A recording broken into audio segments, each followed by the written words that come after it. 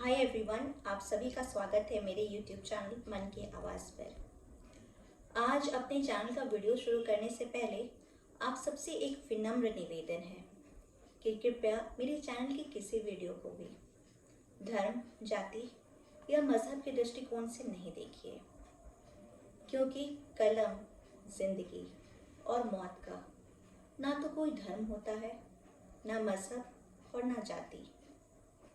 मैं अपने YouTube channel में वीडियो के माध्यम से उन सोशल इश्यूज़ को उठाती हूँ, उन सामाजिक मुद्दों को उठाती हूँ जिन्हें देखकर आप नज़रअंदाज कर जाते हैं। मेरी हमेशा से ये कोशिश रही है कि इन मुद्दों को मैं आपके सामने लाकर इन्हें मुखर कर सकूँ। मैं चाहती हूँ कि मेरे वीडियो के ज़रिए आपका नज़रिया बदले, आप इन सामाजिक मुद्दों को अच्छे से समझें और इसका समाधान बताएं। आपका एक लाइक, एक सब्सक्राइब और एक शेयर किसी भी सामाजिक मुद्दे को मजबूती दे सकता है और दूसरे इंसान के नज़रिए को भी बदलने में महत्वपूर्ण भूमिका निभा सकता है। सो प्लीज़ मुझे अपना पॉजिटिव रिस्पॉन्स दीजिए। I really need it.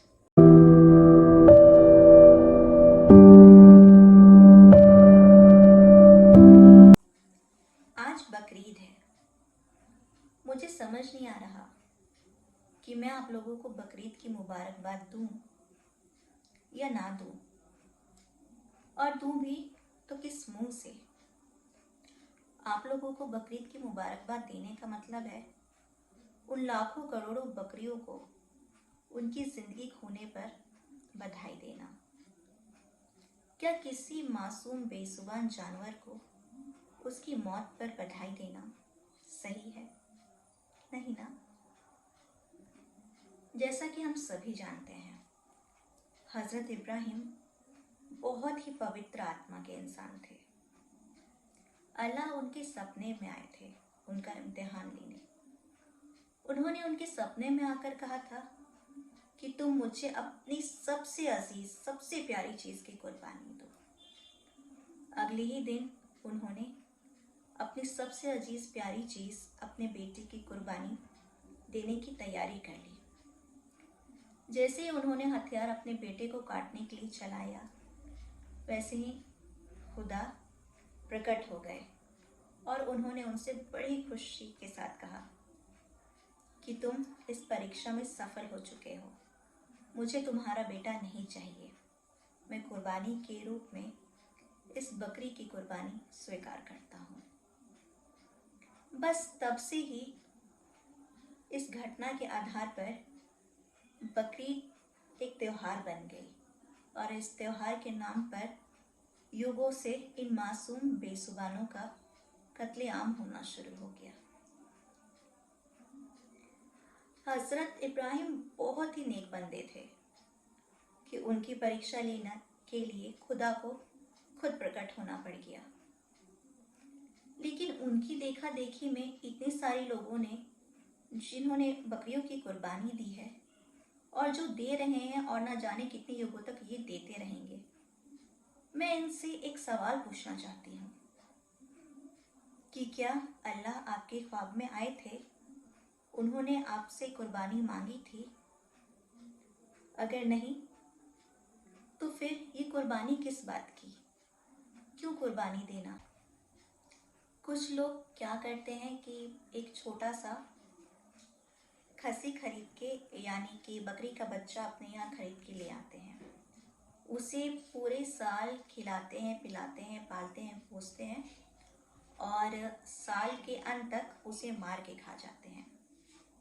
उनका मत ये है कि इस खस्सी को, ये बकरी को हमने एक साल तक पाला, इससे हमारा मुंह लगाव हो गया और इस लगाव की चीज़ को, इस स्नेह की चीज़ को हमने बलि के रूप में चढ़ा के अपनी अजीज चीज़ को भेंट कर दिया है। जो लोग कुर्बानी देते हैं, मैं उनसे एक चीज़ पूछना चाहती हूँ,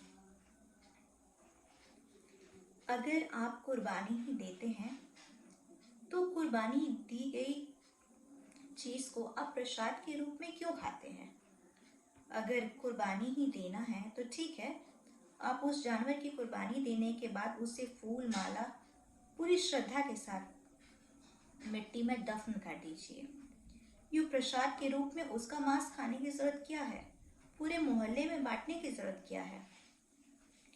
खुदा ना खास्ता अगर मान लीजिए कि कहीं आपको अपने संतान की कुर्बानी देनी पड़ जाती, तो क्या आप संतान का मांस का एक भी निवाला खा पाते?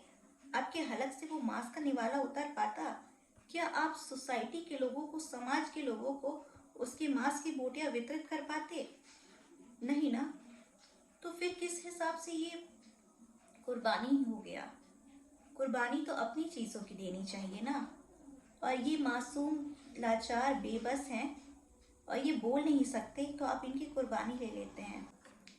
पाक कुरान में तो ये कहा गया है कि मुसलमानों को मदिरापान नहीं करना चाहिए, अपने से नीचे वर्ग के इंसानों को दुखी नहीं करना चाहिए। पशु तो सबसे निचला कुचला वर्ग है, तो फिर इनके साथ इतना अत्याचार क्यों? अगर मान लीजिए आज आपके पास आपके अल्लाह प्रकट हो जाते हैं और वो आपसे कहते हैं कि वो उनके पास एक ऐसा वरदान है, इस वरदान को जो भी पाएगा वो दुनिया का सबसे कामयाब, रसूखदार और बुद्धिजीवी बन जाएगा। ये वरदान आप किसको देना चाहेंगे? अपने संतान को या फिर उस बकरे को? तब आपके मन में सबसे पहला नाम आपकी संतान का ही आएगा। तो फिर किस लिहाज से हमने बकरी की कुर्बानी दे दी? अल्लाह कब से इतना कमजोर हो गया कि उसे हम जैसे कुछ इंसानों से कुर्बानी लेने की जरूरत पड़ेगी? अगर आपको सचमुच कुर्बानी देनी है तो ठीक है, बकरे को गोद ले लीजिए।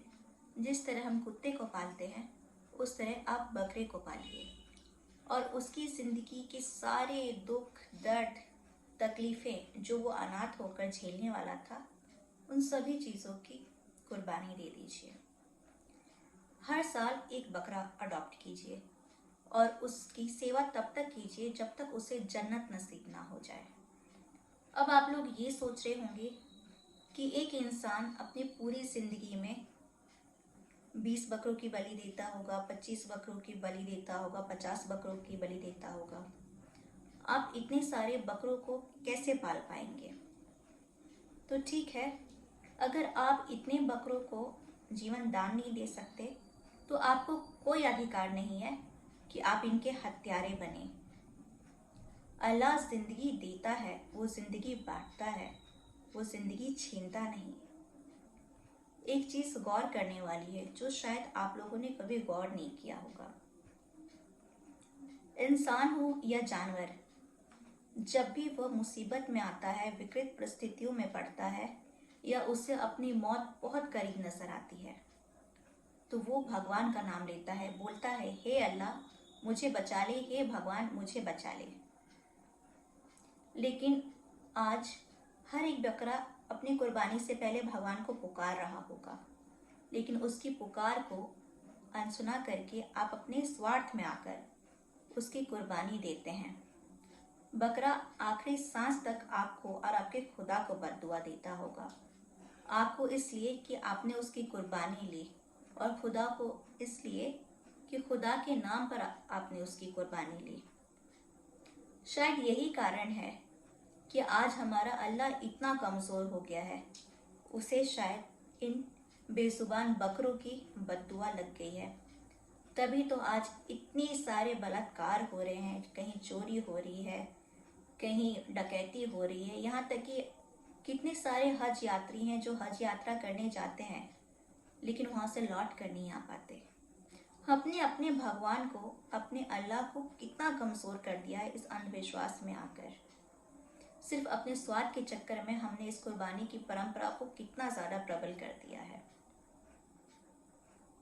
अगर कुर्बानी देने का इतना ही शौक है तो अपने संतान की कुर्बानी दीजिए या फिर अपने किसी अंग की ही कुर्बानी दे दीजिए, तब ये सही कुर्बानी कहलाएगी। अपने लिए किसी मासूम, किसी बेजुबान की कुर्बानी देना कुर्बानी नहीं है। एक काम कीजिए, इस बार बकरीद के मौके पर सभी लोग बाहर आ जाइए घर के या तो अपनी किसी संतान की बलि दे दीजिए या फिर अपनी किसी अंग की बलि दे दीजिए। हो सकता है आपकी ऐसी समर्पण की भावना देखकर, आपकी ऐसी आस्था की भावना देखकर हमारा अल्लाह प्रकट हो जाए और वो हमसे कहे कि तुमने अपनी समर्पण की भावना को जाहिर कर दिया है, तुम बहुत ही भक्ति में लीन इंसान हो। अब तुम्हें किसी चीज़ की बलि देने की ज़रूरत नहीं, ना तुम्हें खुद के अंग की कुर्बानी देने की ज़रूरत है और ना ही किसी बेजुबान पशु की। मैं तुमसे बहुत प्रभावित हूँ और आज के बाद इस कुर्बानी की प्रथा को बंद कर दो। मुझे किसी का हत्यारा बनकर खुशी नहीं मिलती। मैं पाप का बोझ अपने ऊपर बहुत ज़्यादा महसूस करता हूँ और मैं इसे ढो ढो कर परेशान हो गया हूँ। मैं पाप हूँ, मुझे नापाक मत करो, मुझे पवित्र रहने दो। मैं कुरान का हूँ, मुझे कुरान का ही रहने दो। इस बारे में सोचिएगा ज़रूर, आत्ममंथन करिएगा ज़रूर और एक बार अपने मन से पूछिएगा कि सचमुच कुर्बानी की परिभाषा क्या है। कुर्बान कीजिए लेकिन ज़िंदगी को नहीं, उन मासूम बेजुबानों के दुखों को, ताकि जब उसे आपके मेहनत के बदौलत जन्नत नसीब हो तो वो जन्नत में पहले से ही आपके लिए भी एक जगह बना कर रखे। Thank you so much for watching this video. मुझे कमेंट बॉक्स में ज़रूर बताइएगा कि आपको मेरा ये वीडियो कैसा लगा।